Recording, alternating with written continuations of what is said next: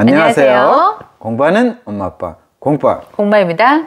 오늘은 무슨 공부를 할까요? 건강에 대한 공부. 다 도망가실 것 같은데. 오늘 가지 마시고요. 네, 오늘 5가지를 잘 아시면 우리가 이제 건강을 유지할 수가 있습니다. 우리가 왜 아픈지 5가지로 한번 정리를 해보고요. 그걸 잘 알면 반대로 건강할 수 있는 길이 열리겠죠. 그 내용을 함께 공부해 보겠습니다. 첫 번째 가장 중요한 것은 음식입니다. 우리가 먹는 것으로 우리 몸을 만들거든요. 어떤 것을 먹느냐에 따라서 내가 병이 들고 건강하고 좌우합니다. 어머님들이라면 아마 많은 분들이 공감을 하실 거예요. 네. 예전에 아무거나 먹다가 이제 좀 조심해서 먹고 깨끗한 거 먹고 이렇게 하니까 너무 몸이 달라져요. 우리 몸은 한의학적으로 땅의 기운과 하늘의 기운을 합쳐서 그 에너지로 살아간다고 하거든요. 그래서 천지인 삼위일체로 이야기를 많이 합니다. 그 중에서 땅의 기운을 받아들이는 것이 음식이거든요. 그 음식을 토대로 해서 우리 몸의 세포가 싹 달라져요. 과학적으로는 한 3달 정도 지나면은 우리 몸에 있는 세포들이 완전히 새롭게 만들어진다는 이야기를 하거든요. 그러면 반대로 우리가 쓰레기를 그동안 좀 먹었다, 나쁜 음식을 먹었다 하더라도 이게 영원한 게 아니고 그럼요. 지금부터라도 바꾸면 사실 달라진다는 거네요. 한 3달만 열심히 몸을 깨끗하게 만들 수 있도록 식사를 바꾸면 건강해질 수 있는 여지가 생기는 거죠. 정말 공감이 돼요. 네, 음식은 뭐 많은 분들이 공감을 하실 거예요. 그리고 느끼고 실천하시는 분들도 이미 또 많고요.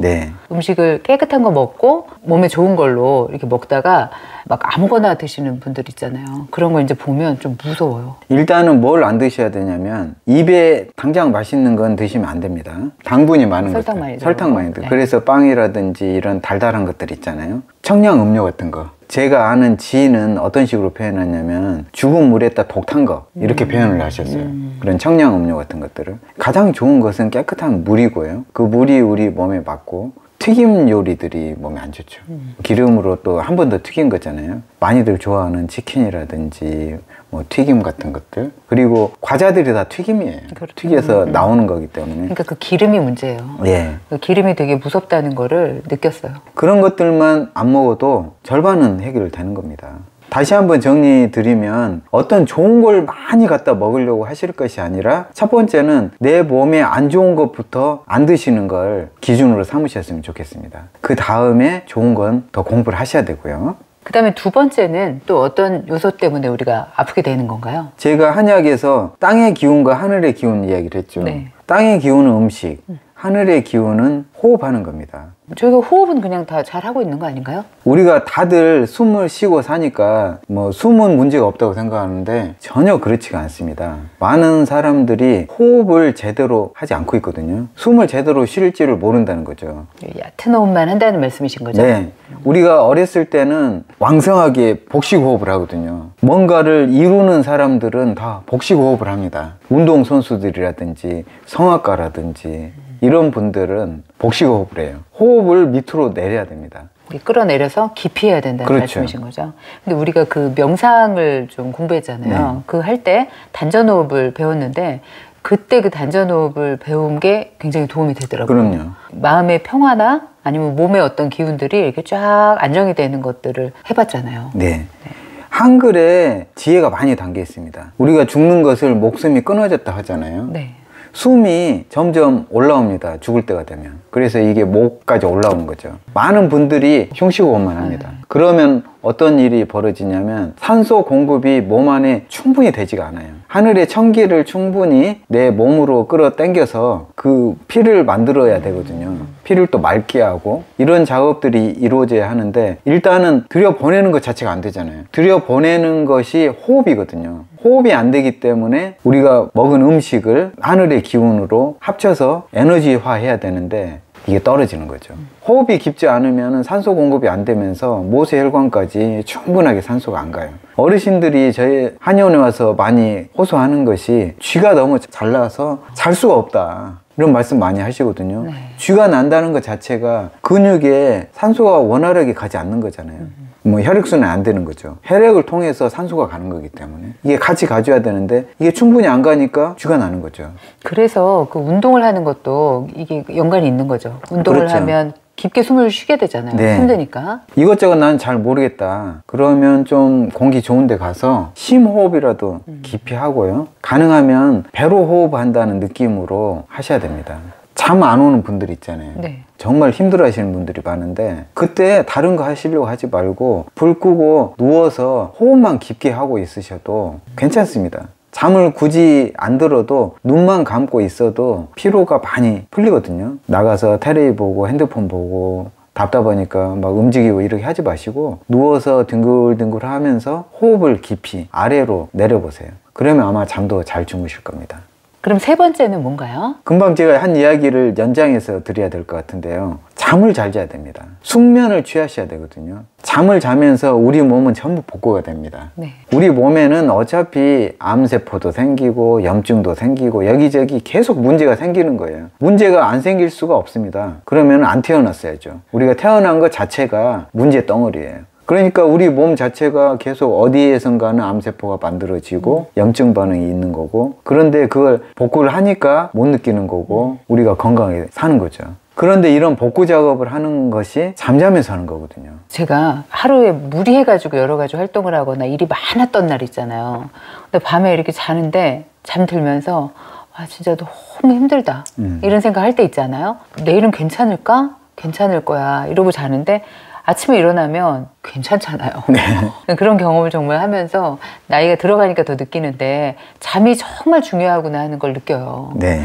잠이 좀 부족하거나 뭔가 수면이 질적으로 좀 떨어진 날은 그 다음날 뭐라 해야 되나 집중도 잘 안 되고 붕 떠 있는 것 같아요, 몸이. 환자 보는 지표 중에 가장 최우선이 잠이거든요. 다른 것들은 뭐 어디 아프다 그건 별로 신경 안 써요. 그것 때문에 큰 문제가 생기지는 않아요. 그런데 잠을 오랫동안 양질의 잠을 주무시지 못한다. 그러면 좀 심각하게 봅니다.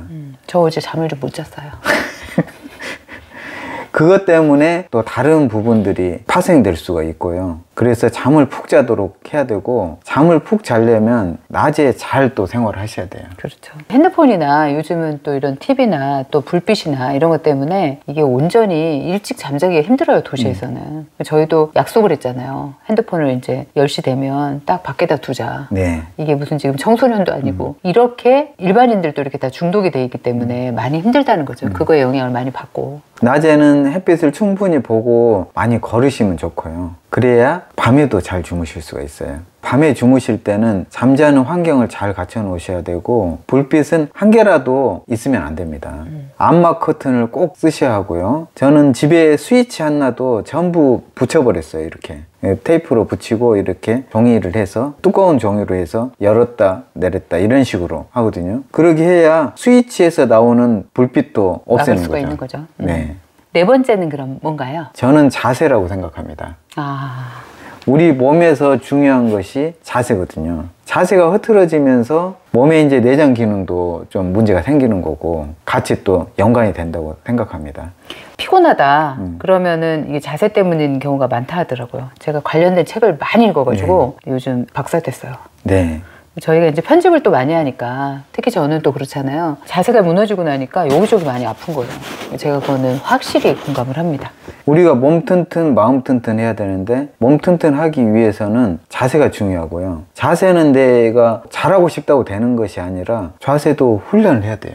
근력 운동을 충분히 하셔야 자세가 똑바로지거든요. 제가 살면서 돈 쓰고 만족스러운 것이 몇 개 있어요. 공부님은 돈 쓰고 만족하신 적이 별로 없는데? 그 중에 하나는 아쿠아 제시고요.